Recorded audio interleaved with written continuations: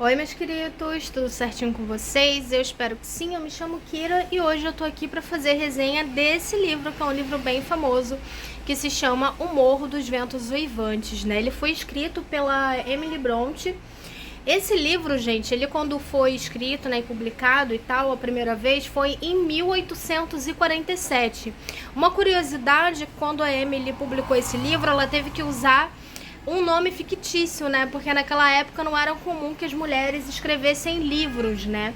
Outra coisa também que é curiosidade sobre esse livro é que esse livro, ele é um dos romances que fazem parte, né, da segunda fase do romantismo, né, literário. A primeira fase, né, do romantismo, ela foi marcada muito pela exaltação do feminino, da beleza das mulheres, de amores impossíveis, daquele sofrimento, né, de amores não correspondidos e tudo mais. A segunda fase do romantismo, né, ela já é muito mais fixada em dramas, né, não tanto mais na questão romântica, mas em dramas, em morte, em perseguição e tudo mais. E a gente consegue ver todos esses elementos nesse romance, né, inglês que foi escrito pela Emily. Outra curiosidade também, gente, é que a Emily, ela morreu muito jovem. Ela faleceu, ela só tinha 30 anos de idade, né? E foi com tuberculose, tá? Esse foi um dos únicos, foi, né, o único livro, né, que ela escreveu, por sinal. As outras duas irmãs que ela tinha também acabaram virando escritoras. Essa edição, né, que eu tô mostrando pra vocês aqui do livro, é uma edição que saiu pela editora Lua de Papel em 2009, né? Esse livro ele foi publicado logo depois do boom, né, do sucesso do Crepúsculo, porque esse livro, né, ele foi anunciado como o livro favorito, né, do casal do Eduardo e da Bella. Olha só, até a capa diz isso, olha. Eu comprei esse livro, eu já tinha escutado falar sobre ele, mas eu não tive, tipo, interesse e tal. Mas eu confesso que eu comprei ele principalmente depois de eu ficar viciada em Crepúsculo, né? Na época eu era adolescente, quando saiu a saga e tudo mais, eu li todos os livros. E aí eu quis esse também, eu quis saber o que tão de interessante tinha nesse livro, né? Então eu li naquela época e reli agora, depois de tantos anos, para poder fazer resenha para vocês. Bom, gente, qual a narrativa desse livro? Ele fala, né, sobre o Radcliffe, que é o irmão adotivo da Catherine, e eles são apaixonados, né, e eles não se desgrudam na infância, mas a diferença social, né, acaba sendo um obstáculo para o relacionamento deles. O Radcliffe, ele sofre com a crueldade do irmão, né, do irmão de sangue da Catherine, e com preconceito, né, racial, já que supostamente ele é de origem cigana, né. Quando a Catherine começa a ceder, né, às pressões sociais, ela começa a se afastar do Radcliffe, né, e aí ele desaparece. Anos depois ele acaba voltando, né, pro Morro dos Ventos Uivantes, tentando recuperar, né, o amor da Catherine e jurando vingança, tá? Uma coisa que a gente tem que prestar muita atenção, gente, nesse livro é que tem duas personagens com o mesmo nome, né? Tem a Catherine e tem a Catherine Newton.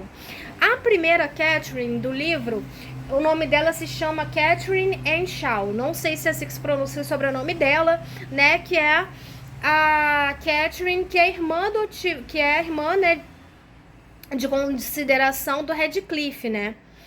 Ela vem de uma família nobre e tudo mais, ela tem um irmão, ela mora numa fazenda, né, no Morro dos Ventos Uivantes, ela gosta de andar de pônei, ela é uma moça, assim, com educação muito boa, ela sabe ler, né, o que é um diferencial, porque antigamente as mulheres não podiam nem estudar, que dirá terem, né, essa coisa de irem na biblioteca, de terem acesso à biblioteca da casa, né, os livros do pai e tudo mais. Então ela era uma moça, assim, muito à frente do tempo dela, de certa forma, né. O que acontece? O pai da Catherine saiu, gente, ele foi fazer uma viagem rápida para outra cidade e ele acabou achando o Radcliffe abandonado. Ele ainda era uma criança. Então, assim, tudo que a gente sabe sobre ele é que ele foi uma criança que foi abandonada ou que se perdeu dos pais e tal. E aí, no meio da tempestade, o pai da Catherine acha esse menino, leva ele para casa e começa a cuidar dele como filho, né? a Catherine aceita o menininho, né, como... No começo ela implica com ele, mas depois ela acaba se apaixonando por ele, né, e tal. E eles viram melhores amigos de travessuras e tal. Enquanto eles são crianças, eles são muito grudados, né. A partir do momento que eles que eles se tornam adolescentes, eles acabam se apaixonando um pelo outro, mas eles não podem consumar essa paixão deles, né, por vários motivos. Pelo fato do Radcliffe ter uma posição social abaixo da dela, ser irmão adotivo dela, não ter, não saber nada sobre a família dele, né, fora o fato dele ser de uma raça diferente da dela, né, ele tinha pele escura. Então, se hoje em dia a gente sabe como o preconceito é forte até hoje, imagina, né, lá para 1800, como era ainda mais pesado essa questão do racismo, né. O irmão dela, gente, infernizava a vida dele, né. Aí o que aconteceu? À medida que ela foi ficando adolescente, tudo mais, se tornando uma mulher e vista pela sociedade como uma mulher e tal, ela buscou um bom casamento para ela. Ela acabou se casando com um vizinho, né, que se chama Edgar Linton. Com esse casamento com Edgar Linton, ela acaba tendo uma filha, né, que se chama Catherine Linton. Então, assim, quando você lê no livro todas as referências, né, da Catherine Henshaw, quer dizer que é a mãe, né, que se casou com o Edgar. Quando você lê a Catherine Linton, é a filha da Catherine, da primeira Catherine com o Edgar. Tá bom? O que acontece, gente? Antes dela se casar com o Edgar, ela tem uma conversa, né, com a governanta da casa, que é a Nellie. E aí ela conta pra Nellie que ela é apaixonada pelo Radcliffe, mas que aquele amor era impossível e que ela precisava ter uma segurança para a vida dela, precisava ter um nome e tudo mais. Então ela foi pedida em casamento pelo vizinho, né, pelo Edgar. E ela aceitou se casar com ele pelo simples fato dele ser um homem de boa aparência, né, e muito rico. Então, assim, ela iria conservar a riqueza, iria ampliar a riqueza da família dela, porque ela já era uma mulher muito rica, ficou mais rica ainda se casando com ele. E aí ela não iria perder essa coisa do nome, né? Porque ela já tem um sobrenome que é bem conhecido, que é muito bem visto pela sociedade, e ela se casou com um homem de uma família que também é muito bem visto pela sociedade. A governanta dela, né, a senhora, né, Nellie, não sei se é senhora ou senhorita, porque não deixa claro se ela é casada ou não, mas eu acho que não. Então, apesar dela já ser uma mulher de idade mais avançada, eu vou chamar ela de senhorita. A senhorita Nellie fala pra ela que ela não deve aceitar um casamento assim só visando a aparência e principalmente as posses, até porque ela já tinha muito dinheiro, então não era uma coisa assim tão necessária que ela poderia conhecer um homem pelo qual ela realmente fosse se apaixonar e tal. Aí ela fala que não, que já aceitou, que ela não vai voltar atrás nesse pedido de casamento, né? E ela fala que nunca daria certo ela ficar com Radcliffe. E aí ela acaba falando, né, os motivos dela, que ele não tinha uma boa aparência, né, para a sociedade, né, as origens dele acabavam interferindo muito e tal. E nisso, gente, ele tá perto da porta, né, elas estão conversando e ele tá perto da porta, ele acaba escutando isso e ele acaba, tipo, indo embora, voltando, né, reaparecendo na história só anos depois. Quando ele volta, né, ele tenta ficar com ela de qualquer jeito, ela fica muito feliz de rever ele e tal, sendo que o marido dela, o Edgar, ele não permite, né, que a esposa fique em contato, né, com Radcliffe, até porque ele desconfia que o amor entre eles é muito mais do que o amor só entre irmãos, né? Então ele acaba proibindo que o Radcliffe pise nas terras dele, né? E como ele era esposo, marido, né, da Catherine, era como se ele fosse tipo dono dela, né? Antigamente, quando as mulheres se casavam, elas basicamente se tornavam objeto, né, dos maridos. Então, se os maridos falassem que elas não podiam fazer tal coisa, não podiam sair de casa, elas realmente não saíam, sabe? Elas ficavam presas, né? E aí ele começou a prender a Catherine dentro de casa, né, pra não correr o risco dela encontrar o Radcliffe nem escondido. O Radcliffe ficou puto com isso, no começo, né, eles acabavam tendo um pouco mais de contato quando ele chegou. Assim que o Edgar começou a ver a aproximação deles em excesso, ficou incomodado e proibiu essa aproximação deles, né? Sendo que o Edgar, ele tem uma irmã chamada Isabela, uma irmã mais jovem que ele, chamada Isabela. Ela é uma moça, né, em idade para se casar, apesar dela ser muito nova ainda. E que assim que ela vê o Radcliffe, ela se apaixona por ele, né? A Catherine ficou com ciúme por causa disso, e por conta desse ciúme, né, que ela sentia do Radcliffe, ela acabava meio que afastando a Isabela toda vez que o Radcliffe ia visitar ela, nas poucas vezes que ela viu o Radcliffe. Bom, ela acaba deixando escapar pro Radcliffe que a cunhada dela, a Isabela, tem um apreço a mais assim por ele. E o que ele faz para se vingar da Catherine, que não escolheu ele, e do Edgar, né, que se casou com a mulher amada, né, por ele. Ele vai e foge com a Isabela e se casa com ela. Gente, ele trata ela assim, tipo, muito, muito, muito mal, né? Começando que ele afasta a Isabela do Morro dos Ventos Uivantes, né, para ela nem ter contato com a família, ou seja, ela não tem contato com o Edgar, ela não tendo contato com o irmão, ele não faz ideia do quanto a irmã dele é maltratada, sério. E outra coisa também, ele não deu permissão para que a irmã se casasse com o Radcliffe. Ela se casou com o Radcliffe porque ela fugiu, né? Ela, sendo muito novinha, apaixonada, ela acreditou que ela, fugindo com ele, que ela seria bem tratada, que ela iria realizar os sonhos românticos dela, o que acabou indo tudo por água abaixo, porque ele não gostava dela, tratava ela assim, feito lixo. Ela teve um filho com ele, com o passar dos anos ela acabou morrendo. O filho deles era uma criança assim, extremamente doente, né? Ao ponto do Radcliffe ficar, tipo, amaldiçoando ele mesmo por ter tido um filho, né, com uma mulher que ele não gostava, e a criança ser toda problemática, né? Essa criança acabou herdando, né, o sobrenome da família da esposa dele, né, da Isabella Linton. Então o filho deles acaba se chamando Linton, né? Até porque a gente não tem nem dados de qual era o sobrenome do Radcliffe. Bom, com o passar dos anos, né, como eu disse, ele acaba abandonando a Isabela fica doente, acaba falecendo.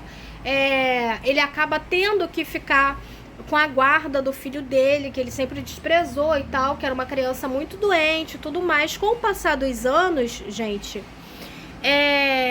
a Catherine Shaw, né, que se casou com Edgar Linton e se tornou Catherine Linton também, ela acaba falecendo, né? Antes dela falecer, ela acaba sendo tomada por uma doença em que ela começa a perder a noção das coisas. Então, assim, ela não se vê mais como uma mulher casada, que tem uma filha e tudo mais. Ela meio que na cabeça dela, ela acha que ela ainda mora na casa dos pais, ela não tem noção que ela é casada, ela não tem noção da idade dela, nem nada, né? E ela começa a ficar sendo muito presa no quarto por conta disso, assim, dá muita pena, cara, dá muita pena mesmo de ver o quanto essa mulher sofreu até realmente ela desencarnar. O Radcliffe, ele nunca superou, né, o fato de não ter conseguido se casar com ela, e muito menos o fato dela ter morrido tão jovem, né? E aí ele fica com esse vício de ficar indo no túmulo dela pra conversar com ela, né? Ele sente, toda vez que ele sente o vento frio do Morro dos Ventos Uivantes passando por ele sente como se fosse um afago dela, ele sente como se tivesse a presença dela ali o tempo todo. Eu acho que esse fascínio, né, pela morte, de se apaixonar, de sentir que está sendo vigiado, mesmo não estando ninguém, pelo menos ninguém vivo ali e tal, eu acho que é por isso que a autora de Crepúsculo acabou citando esse romance, né, no livro de romance que ela fez, né, quando ela escreveu Crepúsculo. Talvez ela tenha tido até um pouco de inspiração, né, nesse livro. Né? Porque, por exemplo, o Morro dos Ventos Uivantes, ele tem esse nome porque ele é um local isolado, né, e muito frio, um local que chove muito, né, e as tempestades fazem com que impossibilitem das pessoas que moram lá conseguirem sair para ir até para as casas próximas, entendeu?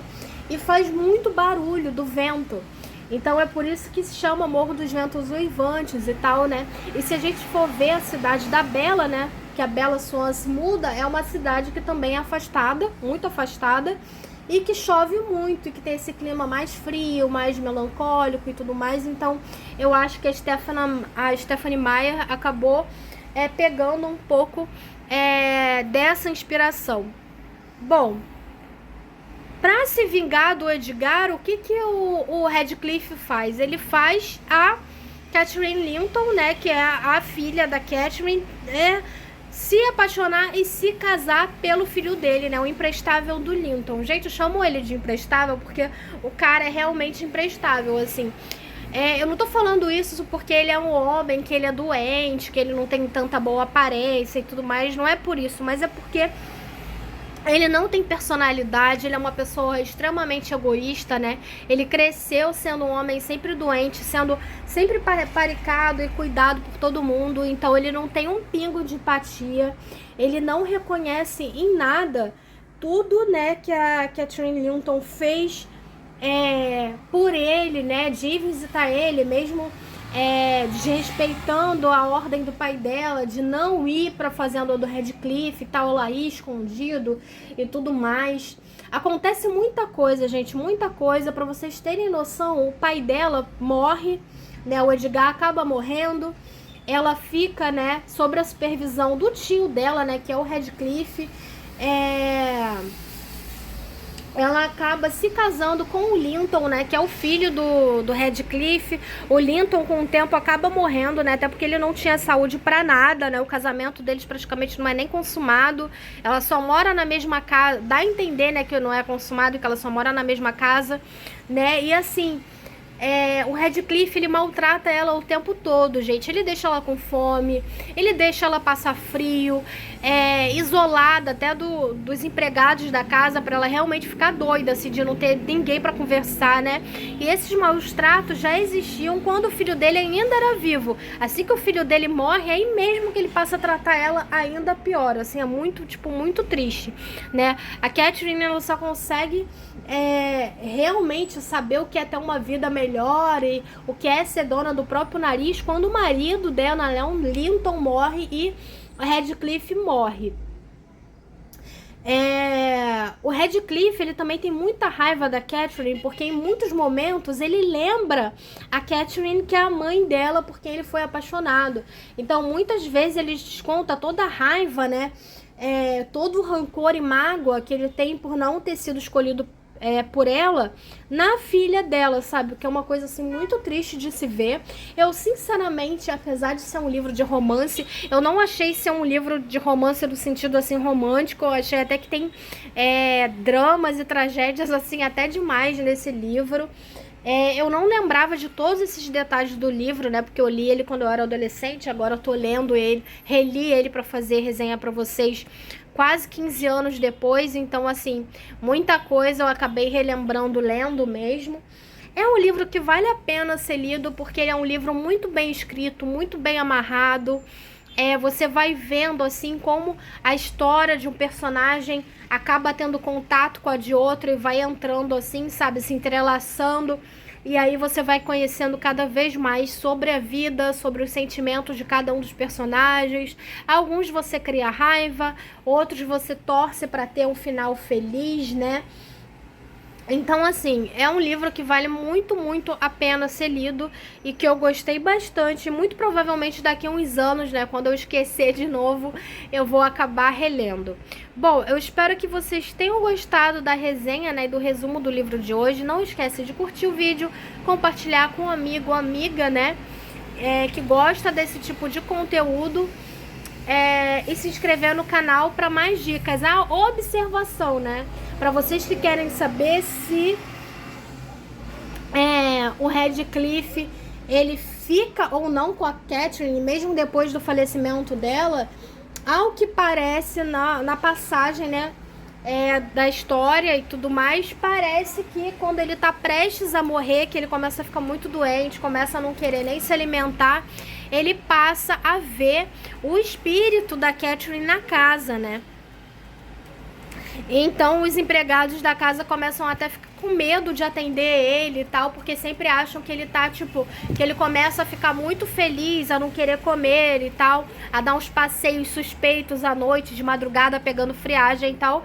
Tudo isso porque ele ia no túmulo dela ter contato com ela, né? E aí as pessoas começam a ter impressão de ver vulto na casa. Então, assim, quem gosta de histórias de fantasma vai gostar bastante por essa fixação do Radcliffe pela amada dele, né? E depois que ele morre, acaba surgindo um boato na cidade, né?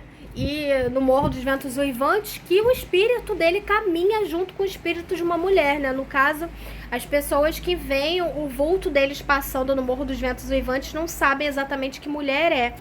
Mas no caso seria o espírito da Catherine que se junta com o espírito do Radcliffe depois que ele morre, né? Depois de todas essas aventuras.